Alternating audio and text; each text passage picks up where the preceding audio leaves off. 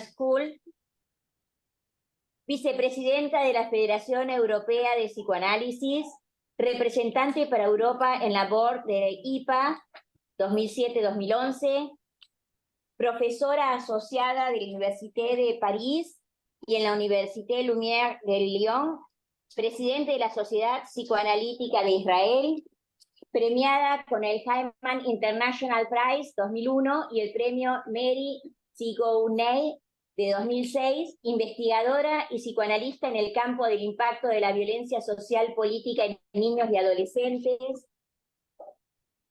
coautora de varios libros sobre el aspecto de la violencia social en niños y sus manifestaciones en el proceso psicoanalítico, autora Estos padres que viven a través de mí, la violencia del Estado y sus secuelas, e investigadora.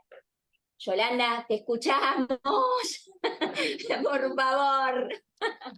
Qué peripecia conectarse. En fin, un largo camino. Vamos a ver que esto sigue así, se puede hablar. Quería comentarles algo que leí hoy de casualidad, buscando bibliografía, algo que escribió Mary Langer. Mary Langer, en el 1984, una gran luchadora política, una mujer muy involucrada en todo lo que pasaba en el afuera. Entonces escribe una carta a alguien, y parece que en la carta le preguntan cuándo y por qué sirve el psicoanálisis y por qué se necesita psicoanálisis. Entonces ella responde: sirve para entenderse mejor a sí mismo y al otro. Sirve también para casi no mentirse más. Sirve para criar hijos más felices. Y sirve, según Freud, para amar mejor, trabajar mejor, gozar mejor. Pero ojo, no sirve para cambiar el mundo. Eso hay que hacerlo de otra manera. Y después le preguntan si lo aplicamos bien, sin duda seguirá sirviendo. O sea, que ahora, fuera del psicoanálisis, tenemos cada uno de nosotros a hacernos técnicos para poder comunicarnos a lo lejos, que es bárbaro que lo podemos hacer, pero miren qué difícil es. Sí, sí, sí. Acto de Pero, trillizos. pero me pareció hermoso esto que encontré de ella y quería compartirlo con todos ustedes, justamente en este congreso que ustedes están organizando. En el jardín de los senderos que se bifurcan, Jorge Luis Borges se refiere a una ficción china antigua en que se producen todas las bifurcaciones de la historia. En todas las ficciones, cada vez que un hombre se enfrenta con diversas alternativas, opta por una y elimina las otras. En el casi inextricable Chui Pen, opta simultáneamente por todas y crea así diversos porvenires, diversos tiempos que también proliferan y se bifurcan. El jardín de los senderos que se bifurcan es un cuento escrito en el año 1941. Y Xiu Pen, que es el personaje chino que él cuenta, se había propuesto dos tareas inconcebibles: construir un laberinto infinito complejo y escribir una novela interminable. El libro es el laberinto, y el laberinto no es un espacio, no es espacial, sino temporal. El mundo es un jardín de senderos que se bifurcan. Ahora bien, ¿dónde están todos esos universos? Una respuesta es que pueden estar aquí, donde está nuestro universo. Según la teoría de estos universos, no interactúan, de manera que no hay razón para excluir la posibilidad de que estén ocupando el mismo espacio. Otra respuesta es que los universos están apilados en una dimensión adicional de la que no sabemos. Estos universos paralelos y los efectos de espejo que generan un vestigio, delirio circular, una interrogación sobre la relatividad del tiempo, el espacio que Borges nos hace experimentar, donde el pasado y el futuro se entrelazan. A diferencia de este texto, donde una suerte de la fluidez infinita está presente, la amenaza atómica y otras amenazas que confrontamos nos pone frente a cenizas, a la nada, que incluso puede llegar a borrar la posibilidad de esta fluidez, de estas series de tiempo infinitos, paralelas, convergentes y divergentes en el espacio de la Tierra, hechos cenizas. Esta trama de tiempos múltiples que se intersectan, bifurcan y se separan, se cortan o se ignoran durante siglos, abarcan todas las posibilidades. Y les cuento ahora, mientras estuve esperando a que esto se arregle, escuché el noticioso y de un lugar donde los armenios vivieron 2000 años, en este momento todos salieron de ahí, dejaron las casas y cruzaron la frontera. ¿Cuántas veces escuchamos en la historia del siglo pasado y de este siglo pasado, esa misma cosa? Tienen que ver a toda la gente en campos, en los coches, con los chicos, donde abandonaron lugares y casas que vivieron 2000 años, porque si no lo van a destruir y los van a matar. O sea que todo el tiempo en alguna parte del mundo está pasando algo imposible. Entonces, cuando observamos todo esto, cuando observamos la historia, la podemos observar como una contingencia acumulativa, no lineal. Después de un desastre nuclear, el desastre de los desastres, ¿podríamos encontrar el jardín de los senderos que bifurcan? Por ejemplo, en Libia, es un desastre ecológico, no atómico. Hace 2 semanas las aguas devastaron todo el territorio y en un día murieron 20.000 personas. En las islas de Grecia pasó lo mismo. Acá tuvimos en el Mediterráneo una tormenta con lluvia en pleno verano, terrible. Pero eso es todo. Es lo que borrará eventualmente todos los caminos que podrían bifurcarse. Se ha demostrado como esta guerra total hecha por los hombres, tanto de las armas como el desastre ecológico, amenaza la sostenibilidad de la existencia humana en la Tierra, la posibilidad de crear una diversidad de futuros que aún proliferan y separadamente todavía en la Tierra. Los trazos de la aniquilación del siglo XX y otras masacres en la historia de largo plazo existen en la memoria individual, y los ataques terroristas, los peligros de catástrofes tecnológicas. Una pregunta surge: ¿cómo se sigue viviendo? La exigencia incontornable, imprescindible, ineludible de la durabilidad de la vida psíquica de los individuos y la sociedad, como Paul Ricoeur nos recuerda en su prefacio a La condición humana de Hannah Arendt, que la sostenibilidad, durabilidad, había sido destruida por la violencia totalitaria y que ponía en duda, en causa la pertenencia a la polis, a la política, y la pertenencia al mundo es el cosmos. O sea, lo ve, la polis es la política y el mundo es el cosmos.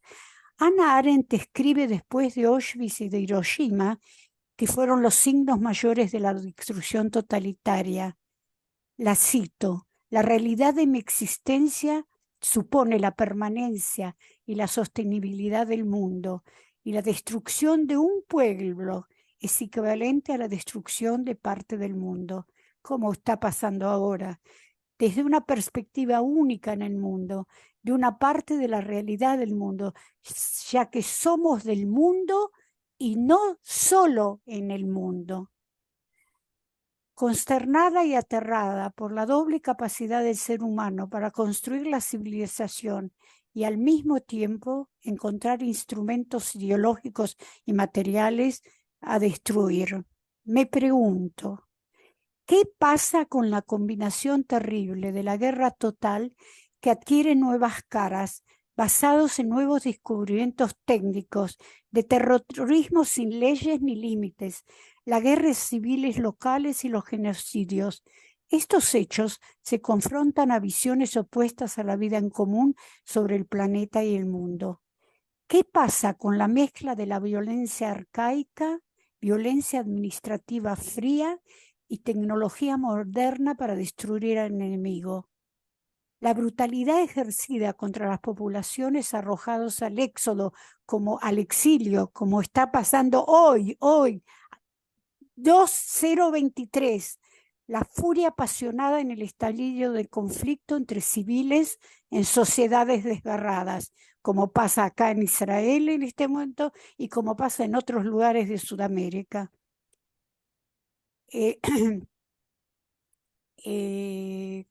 A partir de mis referentes teóricos, mi práctica psicoanalítica y mis viajes a lugares y estar en lugares donde había violencia social política, ¿cómo puede la violencia actual derrotar a los aspectos constructivos que proporcionan acceso al desarrollo de la vida y de las sociedades y personas? ¿Hay un límite al humano?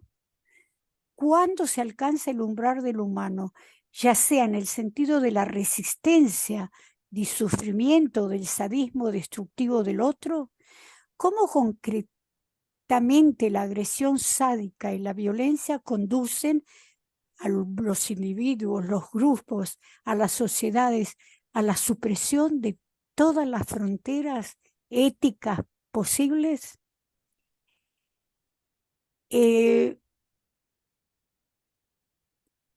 Todo esto ataja el género humano en su experiencia fundamental de la vida y la muerte. Me pregunto si la inmanencia es también atacada. Por lo tanto, ¿qué devenimos como somos penetrados, invadidos por todos estos horrores? Como los niños, los adultos, los profesionales, los psicoanalistas, los simples espectadores. Y acá voy a traer un poco en resumen la metáfora de identificación radioactiva y de transmisión radioactiva, transformada en el concepto de núcleo reactivo. Se ha desarrollado en el contexto de mis trabajos sobre los efectos de traumatismos sociales principalmente relacionados con la Shoah. Se refiere a conceptualizar un hecho clínico muy difícil de percibir, utilizando para describirlo e interpretarlo una forma de destrucción extrema, la violencia nuclear. Este concepto despierta muchas resistencias, pues nos obliga a pensar de aquellos que no estamos protegidos y tomar la conciencia de los efectos de sucesos destructores que ocurren a una cierta distancia geográfica y temporal, y que para transmitirse y progresarse esos efectos no pasan por líneas de identificatorias conocidas. El concepto paradoxal de radioactividad incluye la idea que podemos ser receptores pasivos y podemos ser también de manera completamente aleatoria transmisores. La metáfora de identificación radioactiva sirve como una representación conceptual de un proceso particular, la penetración en el aparato psíquico de aspectos terribles, violentos y destructores de la realidad externa, sin que el individuo tenga ningún medio de control o de protección contra esta penetración. Esta identificación radioactiva incluye vestigios no representables, residuos de influencias radioactivas del mundo exterior que se enquistaron en el individuo sin que éste se diera cuenta. En el caso de la radioactividad concreta, material, la emanación daña físicamente al individuo en el momento que se produce o poco tiempo después. Del mismo modo, la violencia social daña el psiquismo del individuo en el momento en que se manifiesta o poco tiempo después. Sin embargo, como en ciertas personas expuestas a la radioactividad concreta, los residuos radioactivos permanecen latentes y solo emergen como enfermedades psíquicas o físicas en ellos, en sus hijos, en sus nietos y mucho más tarde, por muchos años. Al analizar sus relatos, percibimos la manera en que las víctimas de las violencias sociales, especialmente la Shoah, y todas las Shoah que están pasando en este momento, todos los desastres, interiorizan residuos radioactivos de los que no son conscientes y se identifican con ellos. Estos rastros no pueden entenderse por medio de una conceptualización precisa. Se someten a nuestra comprensión bajo formas psíquicas variadas y en forma aleatoria. Sin embargo, uno de los aspectos que se puede subrayar es la sorprendente aparición en la palabra de una persona o en su relación con los demás de una crueldad de dimensiones deshumanizantes en disonancia con sus actitudes o sus actos habituales. Al igual que el fenómeno de la radioactividad concreta, sin forma, sin olor, sin color, el fenómeno radioactivo en la psique no puede captarse en forma directa, como la pulsión. La pulsión, una energía psíquica que orienta al organismo hacia una meta, surge del interior desde el comienzo de la vida, mientras que la radioactividad proviene del exterior. Es un producto de la violencia social y se incrusta en la persona convirtiéndose en una parte de ella. Pero la radioactividad puede injertarse en la pulsión y mantenerse aferrada a ella para expresarse. Por eso es importante discernir entre las manifestaciones de la pulsión y las que provienen de residuos que producen una identificación radioactiva. Dado que esas identificaciones radioactivas pertenecen al inconsciente, no pueden ser sometidas a la rememoración, sino solamente pueden ser actuadas, es decir, traducidas en palabras y actos. Pueden hacerlo las víctimas, pero también los hijos, a través del misterioso proceso de transmisión transgeneracional. Se manifiesta especialmente en la conjunción de factores pulsionares, de elementos familiares o personales y de hechos exteriores.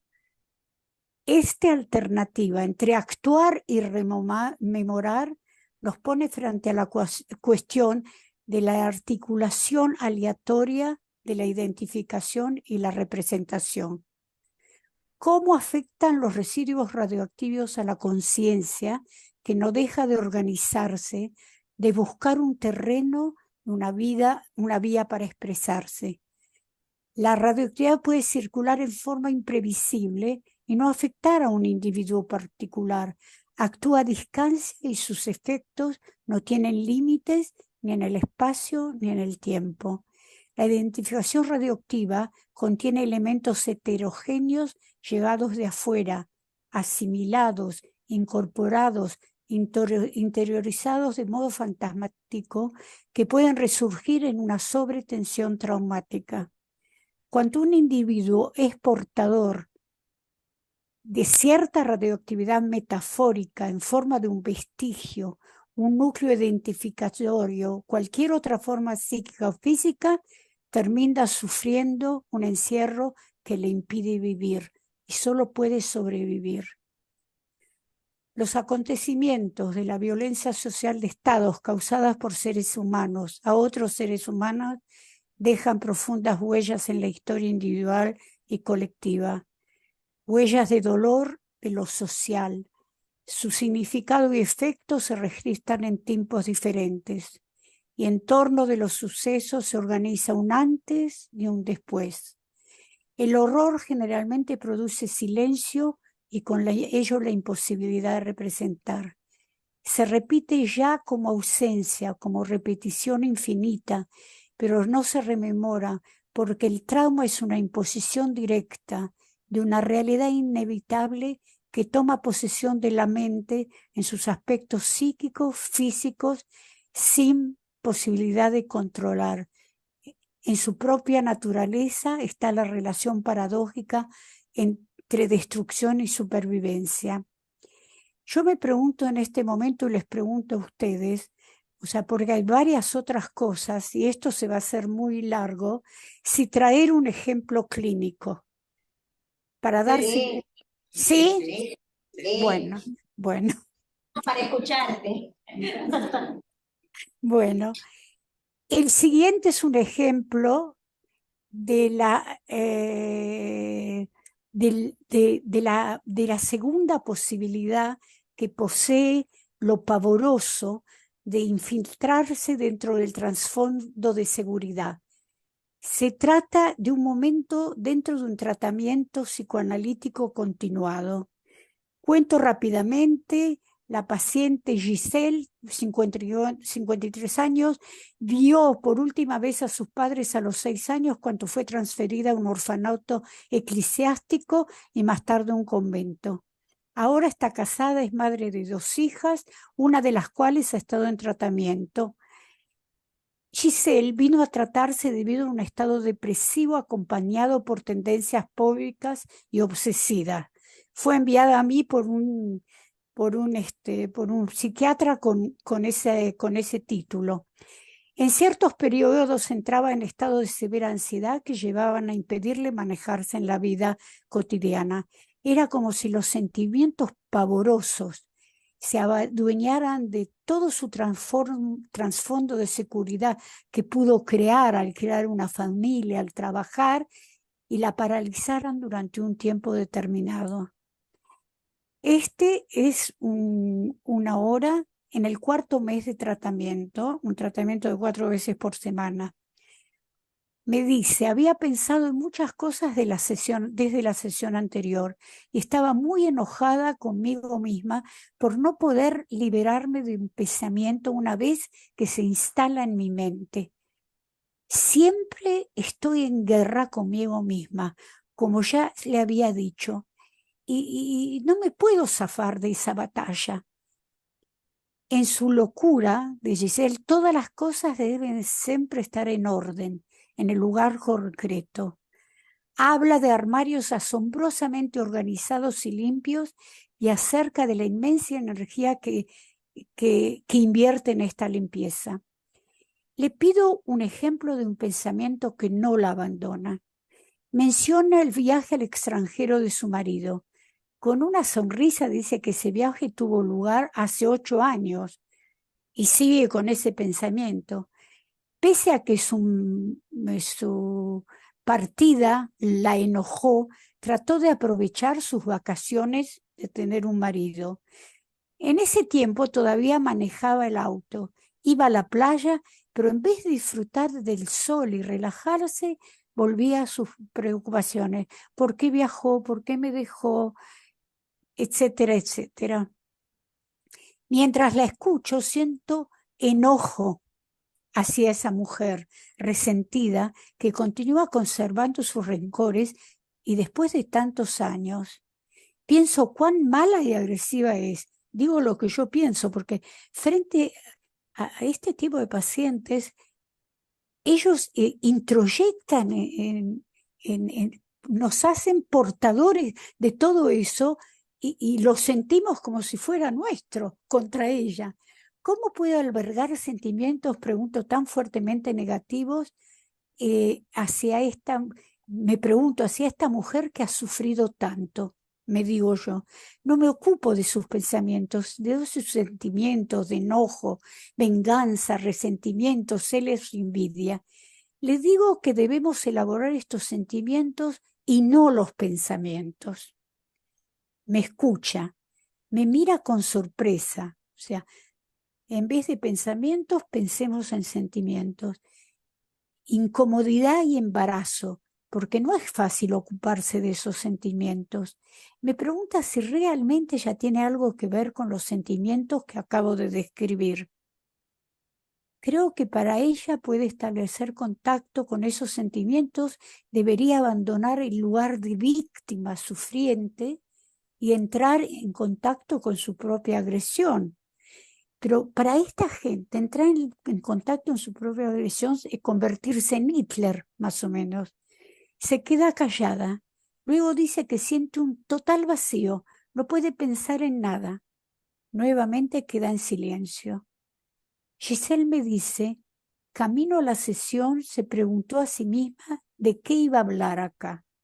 En el ómnibus sintió una fuerte envidia hacia todos los niños que iban a la escuela. Y añade en voz muy, muy baja que mis hijas no quieren estudiar. Menciono que no sabía que ella manejaba y que había dejado de hacerlo. Responde que las rutas en Israel son tan inseguras, los conductores tan agresivos, y ella se pone tan tensa cuanto maneja que teme no reaccionar a tiempo debido a su lentitud. Le preocupa porque se trata de un asunto de vida y muerte. Pienso cuán claramente expone sus temores de perder control, sus sentimientos de celos, envidia, la temible agresión que lleva dentro de sí y los mecanismos obsesivos. Gradualmente mi antipatía comienza a ceder y me vuelvo capaz de pensar acerca de ella, en tanto que niña pequeña que desde los 6 años vive en un monasterio. Sin conocer personalmente la atmósfera de un monasterio, trato de entrar en el trasfondo de su infancia a través de sus recuerdos, un mundo de autorrestricción, ordenanza y limpieza. Pienso también en la extrema soledad que debe haber experimentado en un niño en el cual quizás su único desahogo residía en sus pensamientos. Ambas estamos volcadas hacia adentro, cada una absorbida en sus propias reflexiones. Tras varios minutos de silencio le pregunté si había soñado algo desde la última sesión. Ella me dice, sí, pero no recuerda los detalles, solo el tema. ¿Cuál es el tema? En su sueño su hija mayor tiene 5 años y la mataban. Ella entró al monasterio a los 6 años. Me lo dice al monasterio. Los padres la dejaron al monasterio porque sabían que los iban a llevar, eran 2 científicos que sabían que los iban a capturar, y la mujer que trabajaba en casa, que era una cristiana, se la llevó a su casa y la llevó al monasterio. Así se salvó. Me lo dice de manera distanciada, alejada de toda emoción. Nuevamente siento enojo al pensar en lo que ella ha hecho a sus hijas. En ese momento me siento altamente identificada con sus hijas. Y junto con el enojo siento compasión y una profunda tristeza. Sus asociaciones en el sueño son que quizás su hija sea ella misma. Continúa haciendo asociaciones de una manera sumamente intelectual. Le pido que me cuente sobre su hija cuando tenía 5 años. La describe como una buena niña que no causaba problemas y que no presentó dificultades de separación al ingresar al jardín de infantes. Hoy su hija se halla bajo tratamiento psiquiátrico, tiene 29 años, actúa como una adolescente, incapaz de completar nada que haya comenzado y incapaz de mantenerse en un trabajo. Giselle continúa diciendo que nunca permitió a sus hijas traer amigos a su casa. La gente la molesta. Quería que todo estuviera siempre en su lugar.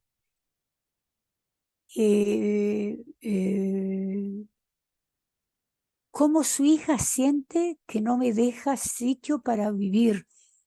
Siento cómo ella no le deja sitio a su hija para vivir, desarrollarse y crear. O sea, el fondo de Unheimlich, el fondo de lo siniestro, se infiltra en cada momento, en la sesión y en la vida de ella, en el fondo de seguridad. Le digo, ¿qué pienso como a la edad de 6 años, cuando perdió a sus padres y quedó sola? Algo dentro de ella murió. A partir de ese momento aprendió que todo debe estar muy bien organizado, como le enseñaron las monjas del convento, de modo que nada nunca vuelva a cambiar.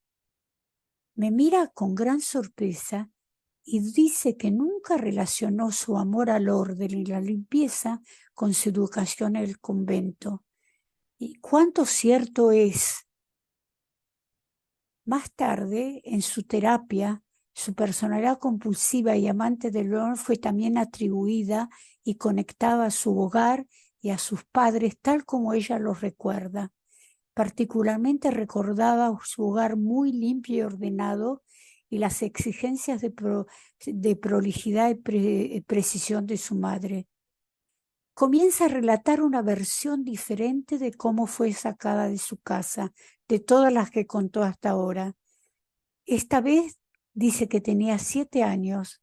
La lavandera la llevó a su casa, donde debía permanecer pareada en total silencio en un armario oculto bajo las escaleras para que no la encontraran. Comenzó a llorar. No comprende por qué llora ahora. ¿Y por qué me lo cuenta a esta hora? Esto no lo contó nunca. Llora durante mucho tiempo y luego continúa el relato. Fue transferida a un orfanato en un convento que era absolutamente terrible. Hoy menciona que estuvo allí durante 1 año. La vez pasada dijo que durante 1 mes. De allí la llevaron a un convento distante en una montaña entre aldeas, donde ella era la única niña de todas las monjas que había ahí y la mimaban.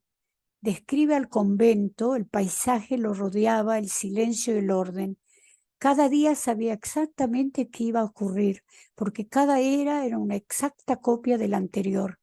Recuerdo este periodo con gran placer. Le habría gustado quedarse allí. Qué pena haber tenido que pasar por tantos cambios después que la sacaron del convento. Cambios de paisaje, país, lenguaje, religión, porque le encantaba rezar y todos los días lo mismo. Les sugiero que para ella mantener el orden y estar sola con el orden es como mantener el convento dentro de sí misma y al mismo tiempo continuar viviendo dentro de él. La sesión está llegando a su fin. El cuarto está lleno de silencio, no de un silencio tenso como los de antes, sino de un silencio de trabajo. Estoy en gran medida con ella, sin enojo ni ansiedad. Este ejemplo ilustra un modo de manejarse técnicamente con la infiltración del trasfondo de lo siniestro dentro del transformo de seguridad en una sesión, y ofrece la oportunidad de ejemplificar algunos problemas técnicos en la práctica del tratamiento con quienes sobrevivieron a la violencia durante la infancia. Mencionaré brevemente 2 aspectos. Durante la sesión se vuelve evidente la dificultad del sobreviviente en aceptar el odio, la crueldad, la violencia y la agresividad que se halla dentro de él, dirigidos tanto contra sí mismo como contra la gente que ella ama.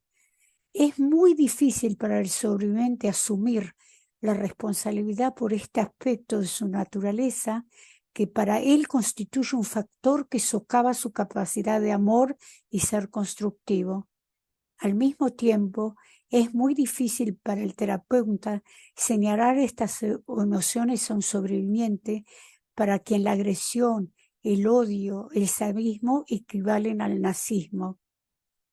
La reacción contratransferencial de recibimiento y rechazo hacia el paciente a veces provocan sentimientos de culpa y vergüenza en el terapeuta. Sin embargo, ese misma día, después de la sesión con ella, entra un niño paciente, entra bruscamente. Ella salió, pasaron 10 minutos, cerré la puerta, entra bruscamente y se mueve inquieto por el cuarto. Mamá me trajo una bolsa de boxeo.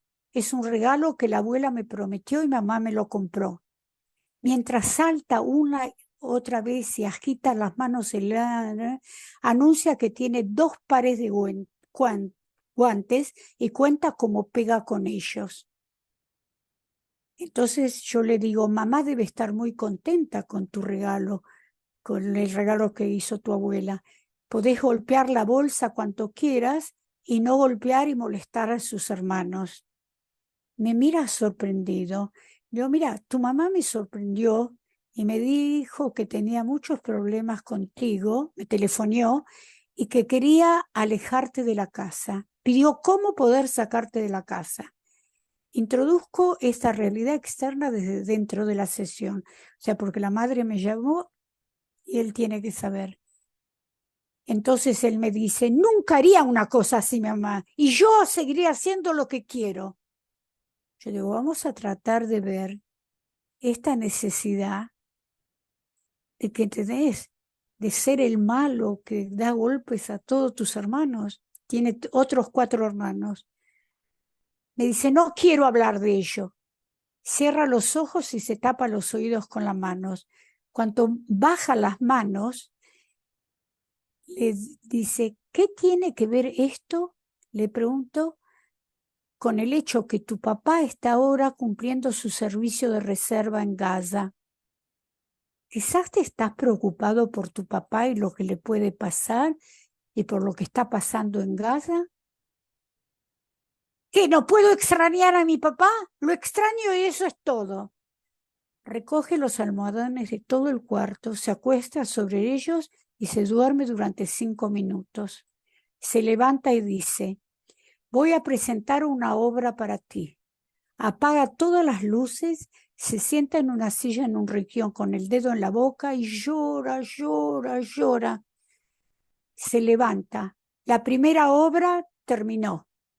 Le pregunto, ¿podés contarme de qué se trata la obra de ahora?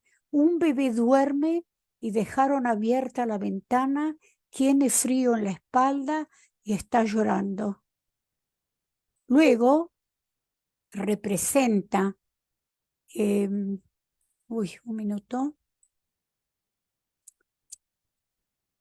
Luego representa otra obra en la que también un bebé llora porque está molesto y nadie viene a ayudarlo. Le digo, ¿me estás diciendo que junto con el Tom que golpea a sus hermanos y se porta mal, hay un Tom que se siente como un bebé impotente, molesto, triste y que llora y nadie lo hace sentir mejor? Más calmo, vuelve a encender las luces. Por el juego que tuvo lugar después, deduzco que se había sentido sostenido y contenido en ese momento. Esa sesión me hizo enfrentar un problema técnico relacionado con la intrusión de eventos exteriores dentro de la sociedad. El día anterior la madre había llamado para decirme cómo Tom se portaba y que no aguantaba más. Ella estaba sola con los niños durante 2 semanas, porque el padre estaba en Gaza con servicio militar. Y ella está con los niños y ella y los niños están preocupados por él. Creo que esta situación externa de violencia estaba mezclada con sus conflictos edipales, pero ante todo era necesario clarificar la situación externa y tomarla en cuenta antes de proceder a analizar sus conflictos interiores. Es enterarse que en su obra la fantasía era de una ventana abierta, permite que se infiltre lo que ocurre en el mundo exterior y no había quien viniera a cerrar esa ventana. Lo que encontramos en estas terribles imágenes es quizás un efecto llamado siniestro interminable. Esto no lo dije yo, pero sí sé y toda una serie de sociólogos tomaron mi conceptualización sobre radiactiva y llamaron Yolanda escribe sobre lo siniestro interminable. Me pareció bárbaro. Creo que en realidad actual en Israel el transformo de seguridad de la sesión y del tratamiento está enfrentado con el transformo de la violencia y es muy difícil para el psicoanalista cerrar la ventana a la violencia exterior que puede crear un ámbito de pavura. Esta violencia se implementa no solo en los pacientes, sino también en el analista. Pienso que en Argentina ustedes pasan por momentos parecidos. Por ende, en tanto analistas debemos transitar por un sendero muy difícil, como una cuerda floja, captar el inconsciente y el mundo interno del paciente y al mismo tiempo tomar en cuenta la infiltración de la violencia social dentro del material clínico. Solo después podemos continuar un trabajo habitual sobre el aquí, ahora y la transferencia. Yo no sé si parar acá, porque lo que tengo para decir son dos cosas que sobre la ecología, que podríamos saltear, todo lo que hace la ecología del mundo y todo lo que destruye, o sea que no son los hombres destruyeron la ecología del mundo y la ecología nos va a destruir a nosotros como las guerras. Y un ejemplo de un artista, Ito Sterl, hace varios años hubo una exposición muy chiquita en Buenos Aires, pero hace 6 o 7 años en un lugar sobre esta artista, que es una artista alemana, y que es un experimento de perspectiva vertical. El ejemplo es hermoso porque da el estado del mundo en este momento. Es la imagen de estar cayendo. Muchos filósofos contemporáneos señalaron que el momento presente se distingue por una condición prevaleciente de no tener un fundamento base.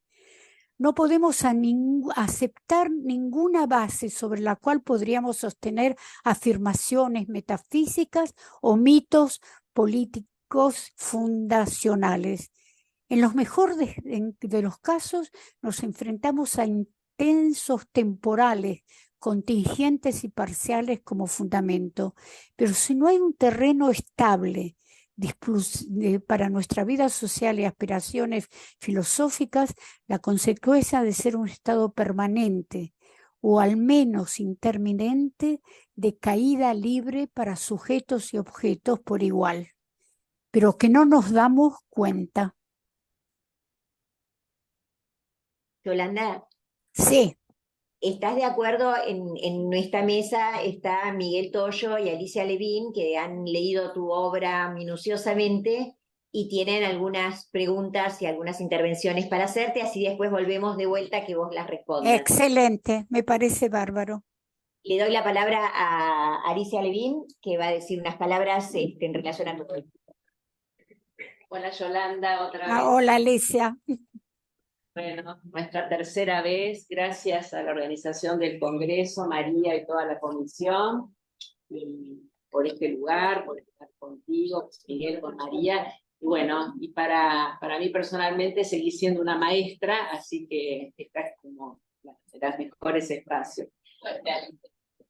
¿Se escucha, Yolanda? ¿Se escucha? Perfecto, perfecto. Ah, bueno. Ah, tú.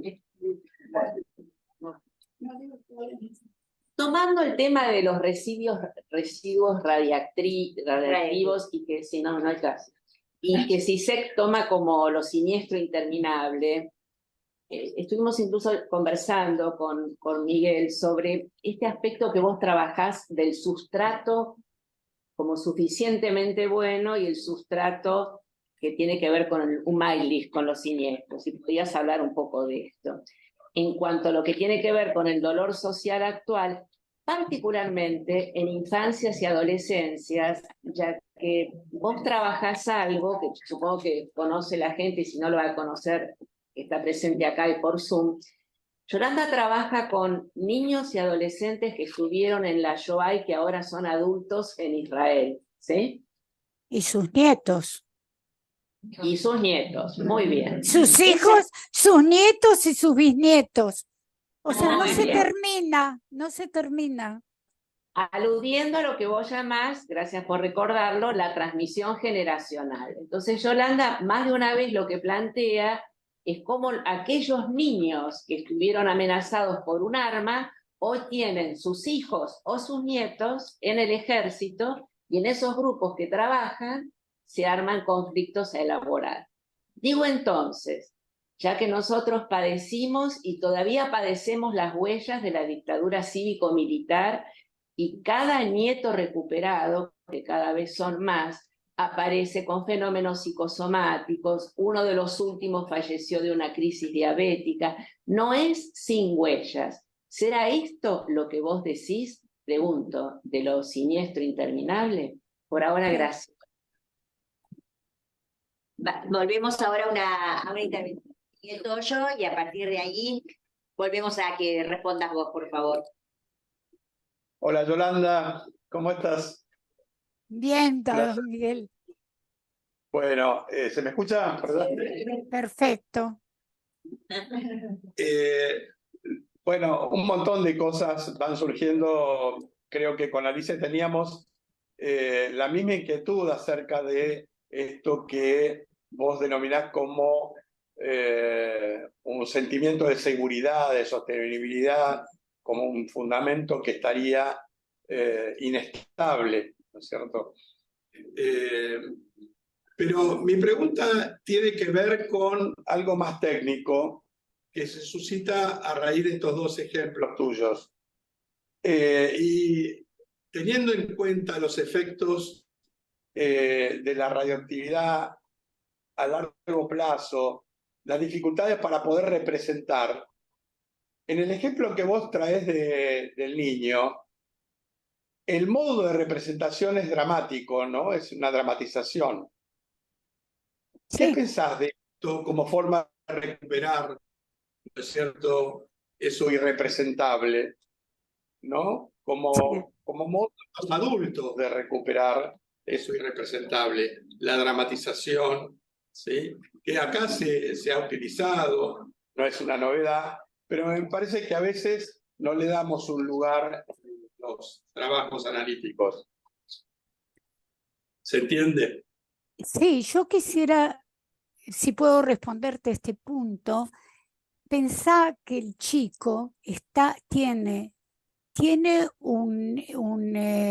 un trasfondo de seguridad.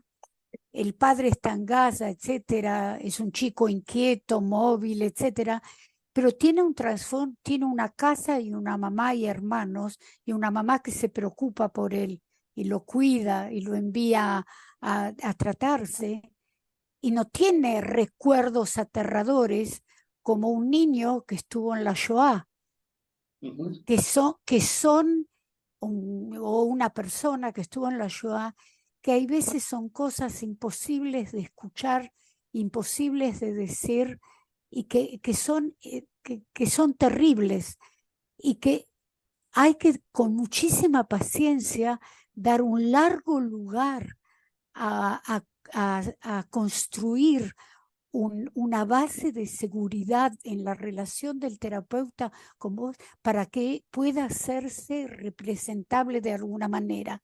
Hay cosas que son tan terribles que no las podés dramatizar. O sea, depende quién es el paciente. Ese niño, si lo pensás, tiene un fondo de seguridad. Tiene todo lo que tiene demás, pero tiene. Él puede representar.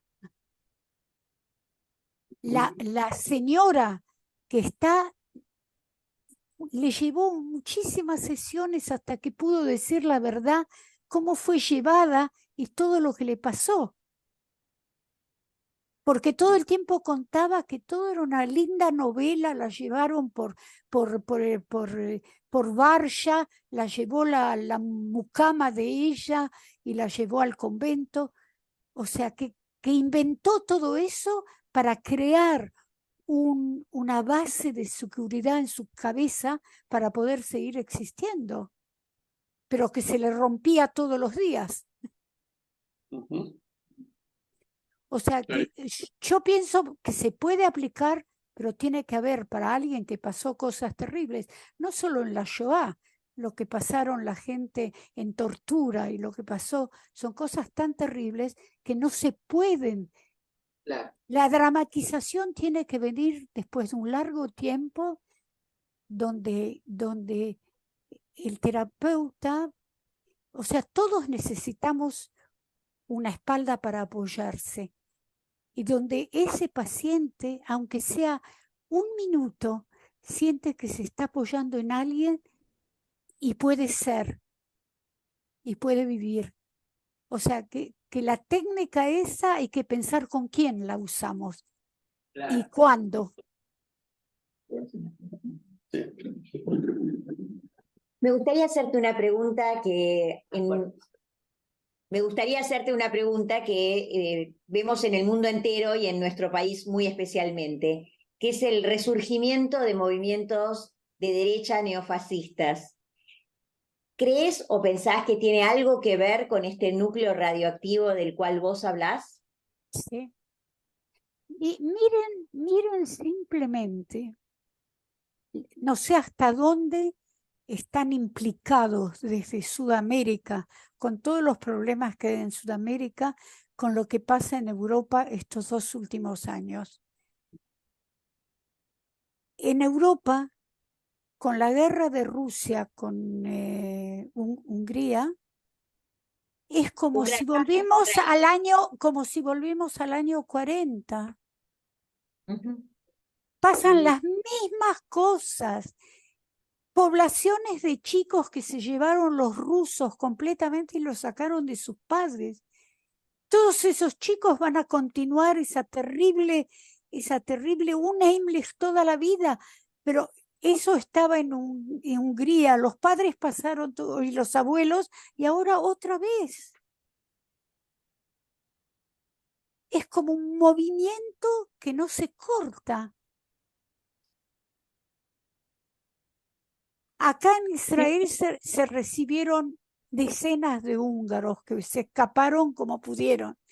En Alemania, todos los alemanes no se dan una idea cómo apoyaron y cómo recibieron a gente de Hungría. Ahora sería Ucrania. ¿Cómo? Ahora es con Ucrania. Sí, con Ucrania, no Hungría. En Hungría pasaron esas cosas hace muchos años. En Ucrania, tienes razón. Pero es lo mismo.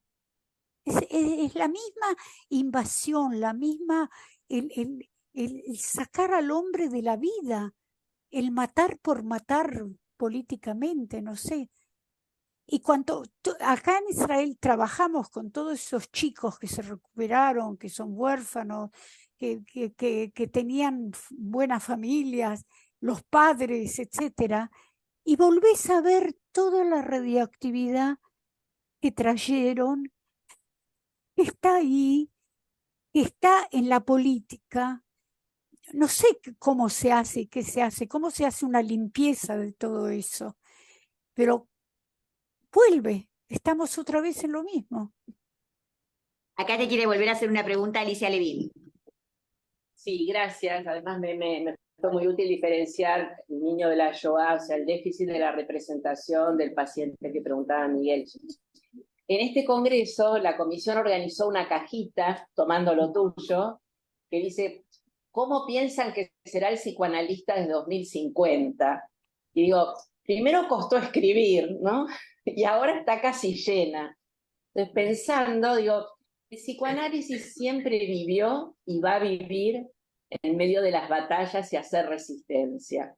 Pregunto, ¿hay colectivos sociales en Argentina como Historias Desobedientes, que son hijas, hijos, hijes, que se modifican el apellido del padre torturador o de la dictadura, abuelas, madres, conduciendo a conciencia? No voy a usar el tiempo en esto, pero hacen resistencia y hacen lazo de ese que no sería radiactivo, Digo, no sé si es un antídoto, pero sigue sirviendo muchísimo.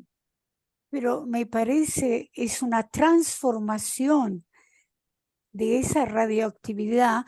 O sea, la radioactividad también cura. Piensen que la radioactividad destruye y también es utilizada en medicina para curar. O sea que esos son elementos curativos que la gente utiliza para hacer una limpieza de esa radioactividad. Me parece extraordinario. Gracias. La posibilidad de transformación, ¿no?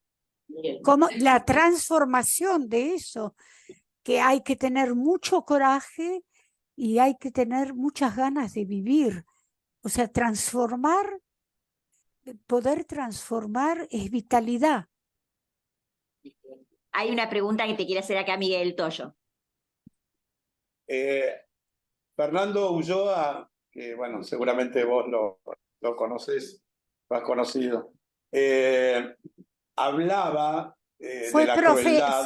Fue profesor mío en la Facultad de Psicología, Fernando Ulloa, y después fue supervisor de casos en donde él vivía. ¿Cómo se llama allá en el norte la calle que él vivía? No me acuerdo en este momento. Cavia. Sí. Así Bueno, que lo conozco. como sabrás, él hablaba y trabajó la crueldad, el concepto de encerrona trágica, y hablaba de un antídoto, por utilizarlo en esos términos, pero bueno, que era la ternura. ¿Sí? Y hablaba de la ternura no solo en términos de un sentimiento contingente, sino hablaba de una política de la ternura.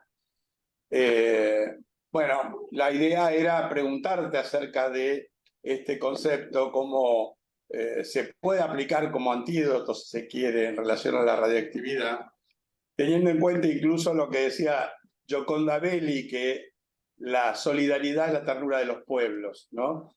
Bueno, como algo que quizás como analistas podemos hacer una contribución también para algo que desde lo social también se modifique. Pienso que la ternura, pienso que es hermoso, y nosotros los psicoanalistas, ese es uno de nuestras funciones, incluir dentro de nuestro trabajo una contención tierna, diferente.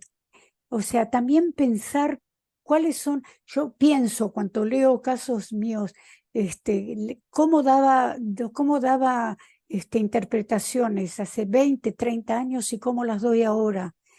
Y cuanto más ternura dentro del trabajo analítico, justamente en personas que sufrieron lo contrario, tengamos, más vamos a adelantarnos. Y pienso que una de esas cosas en lo social, que acá se empezó a hacer, que es muy importante, por ejemplo, se unieron madres y padres de hijos árabes e israelíes que perdieron los hijos y crearon un grupo que empezó como grupo que se reunía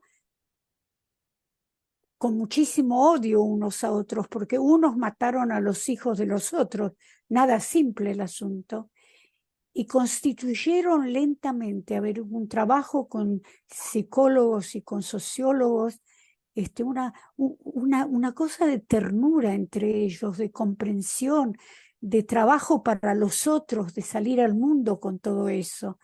Pienso que son cosas que hay que hacerlas en instituciones, en grupos. Cómo reunir grupos contrarios para encontrar lo tierno humano que cada uno de ellos perdió. Claro. Bueno, Yolanda, primero nuestro infinito agradecimiento y la presidenta de nuestra institución, en nombre del Consejo, te quiere decir unas palabras. Desde mí, infinitas gracias. Gracias por tu ternura. Yolanda, primero agradecerte esta participación, la tolerancia al imprevisto.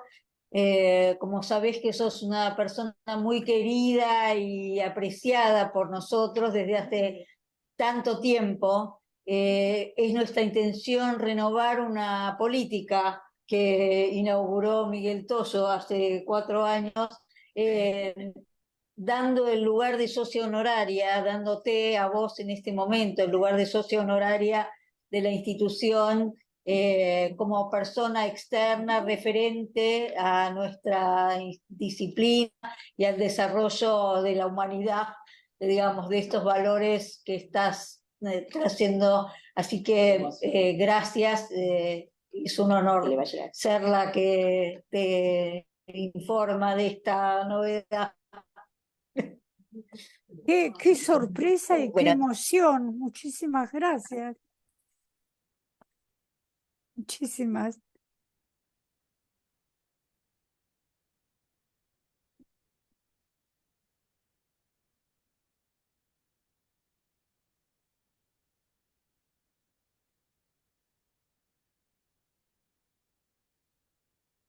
Te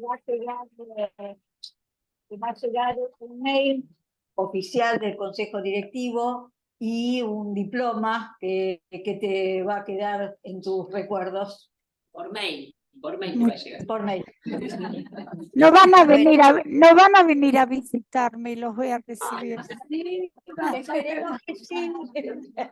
Yolanda, infinitas gracias, en serio, fue un placer enorme y bueno, perdón por todas las dificultades, pero todos teníamos muchísimas ganas de escucharte y de poder aprender de vos. Gracias. Bueno, muchísimas gracias a ustedes y espero que todavía tenga tiempo de llegar a Argentina y volver a verlos a todos en presencia. Ojalá sea pronto. Chao.